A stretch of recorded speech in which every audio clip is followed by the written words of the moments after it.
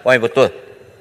Kota Melaka ingin meminta Menteri Sumber Asli, Alam Sekitar dan Perubahan Iklim menyatakan berapa jumlah perbelanjaan subsidi yang telah dijimatkan oleh kerajaan, ekoran pelarasan Imbalance Cost Pass-Through ICPT pada Januari 2023 dan apakah langkah-langkah lain yang sedang dirancang oleh kerajaan untuk merasionalisasikan subsidi tenaga elektrik di Malaysia. Terima kasih. Terima kasih Yang Berhormat Tuan Yang Di-Pertua, terima kasih Yang Berhormat Kota Melaka. Sebagaimana kita maklum, tarif elektrik disemak setiap 6 bulan sekali dengan mekanisme Imbalance Cost Pass-Through ICPT dengan mengambil kira kos bahan api dan kos penjanaan lain bagi tempoh 6 bulan ke belakang. Dalam hal ini, kos ICPT bagi tempoh Julai sehingga Disember 2022 adalah sebanyak 16.16 bilion bersamaan kadar surcharge 20 sen kilowatt jam yang sepatutnya dilepaskan kepada semua pengguna bagi tempoh Januari sehingga Jun tahun ini.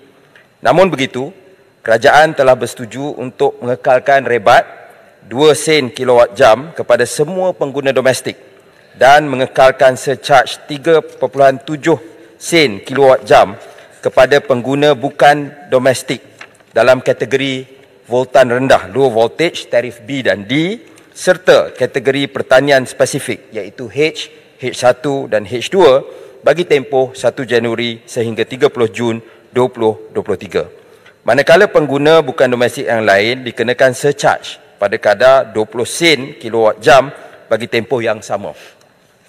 Dalam hal ini, kerajaan telah menampung subsidi bil elektrik sebanyak 10.76 bilion bagi tempoh 1 Januari sehingga 30 Jun 2023 untuk memastikan seramai 9.5 juta pengguna elektrik yang mewakili 99% daripada keseluruhan pengguna di semenanjung Malaysia tidak akan terkesan dengan kenaikan kos bahan api untuk penjanaan elektrik.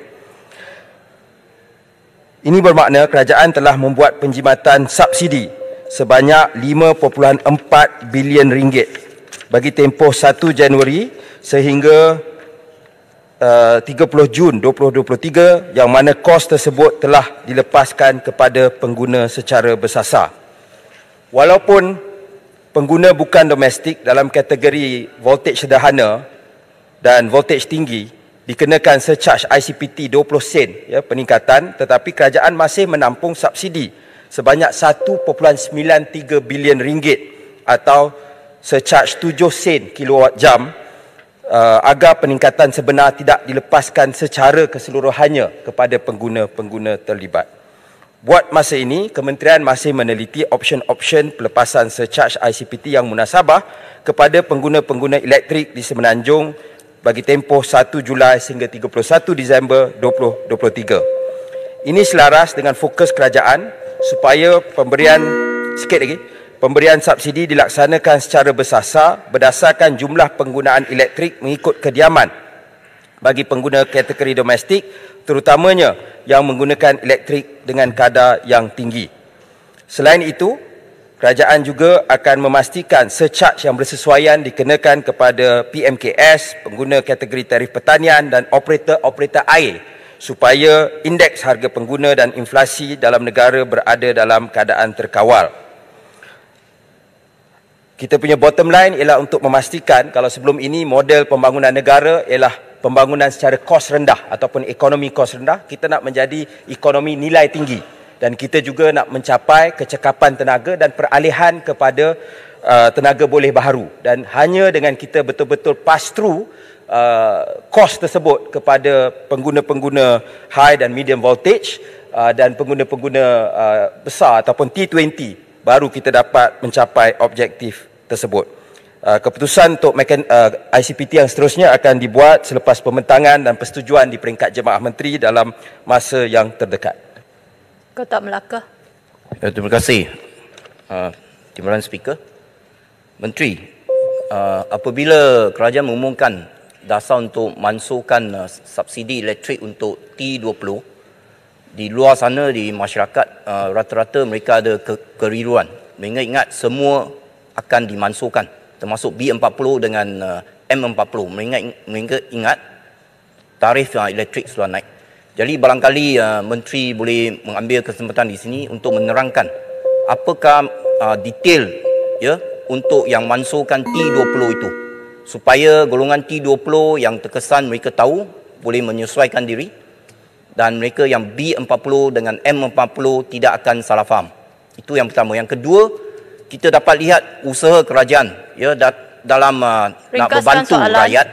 Jadi bolehkah Menteri memberikan perbandingan antara Malaysia dalam mengatasi krisis tenaga global ini berbanding dengan negara serantau dan juga negara baju. Dan tadi Menteri ada kata tentang tenaga guna semula.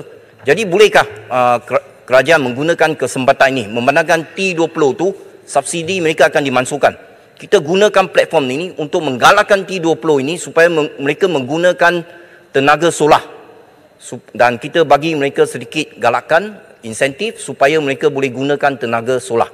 Dan akhir sekali, sering dikatakan bahawa IPP, kontrak IPP lah salah satu sebabnya menyebabkan mereka mendapat reserve margin profit yang tinggi. Adakah kerajaan akan mengkaji semula tarif yang dikenakan oleh IPP? Terima kasih, Puan Yang Ketua. Terima kasih, Ketua Melaka. Untuk makluman, pengumuman yang dibuat oleh Yang Amat Berhormat Tambun selepas mempengerusikan M10 memaklumkan bahawa isi rumah yang menggunakan elektrik pada jumlah yang tinggi tidak lagi akan dapat subsidi daripada kerajaan. Ini selepas pelaksanaan sistem padu ataupun pengkalan data utama yang juga dijawab oleh Perdana Menteri pada 22 Mei semasa sesi PMQ tempoh hari. Dan bagi saya ini satu perkara yang prinsip dia kita tidak persoalkan. Ya, kalau satu rumah itu, kalau T20 kita assume 5, 6, 7 aircon, ya, ada dryer, ada banyak kelengkapan-kelengkapan yang lain, dan bil elektrik dia 5, 600, 700 ringgit atau lebih. Ya, tidak patutlah mereka dapat subsidi yang lebih berbanding dengan golongan B40 atau M40. Ya, dan kerana dia based on consumption, maka mereka yang enjoy lebih banyak subsidi dari segi ringgit berbanding dengan pengguna B40 dan M40. Dari segi prinsip dia tidak adil. Ya, tetapi untuk melaksanakannya kita perlu ada sistem padu. Sekarang kita hanya mengkategorikan pengguna-pengguna domestik mengikut consumption, penggunaan. 300 kWh ke bawah, 600 kWh ke 301 kWh dan seterusnya. Ya, jadi dia tidak ikut pendapatan. Jadi hanya dengan sistem padu yang akan dijangka siap pada hujung tahun, kita akan laksanakan satu targeted subsidi untuk T20 berasaskan pendapatan.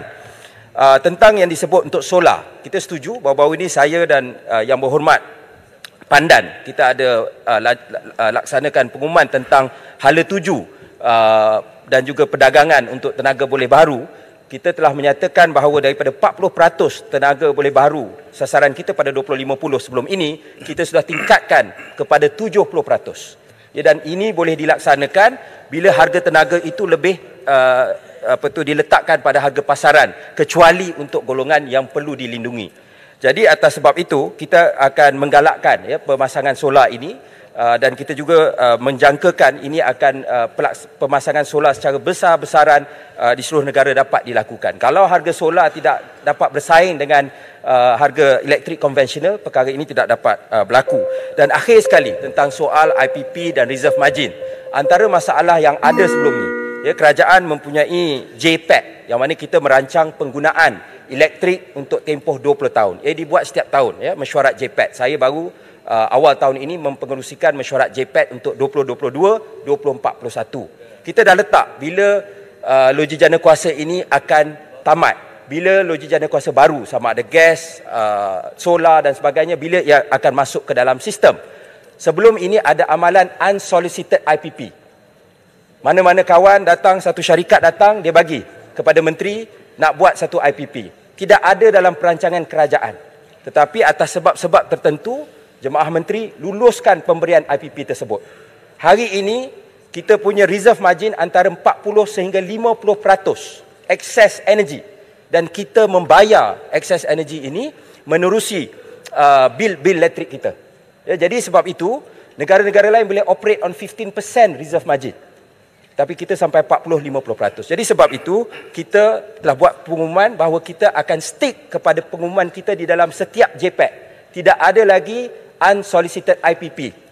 Kalau datang kepada kita, please follow apa yang ada dalam perancangan JPEG. Ia telus, boleh ikut perancangan tersebut, barulah ya kita dapat kawal lebihnya elektrik yang ada. Dan hasrat kita, walaupun belum lagi dapat dilaksanakan, kalau kita boleh dapat early retirement of coal, kerana ini antara masalah yang menyumbang kepada pencemaran dan sebagaimana yang diperoleh oleh Indonesia ya dalam Just Energy Transition Program mereka, kita kalau dapat perkara tersebut ada disentuh oleh Managing Director Khazanah Nasional dalam forum di Qatar baru-baru ini, maka kita akan dapat satu energy transition peralihan tenaga yang lebih cepat.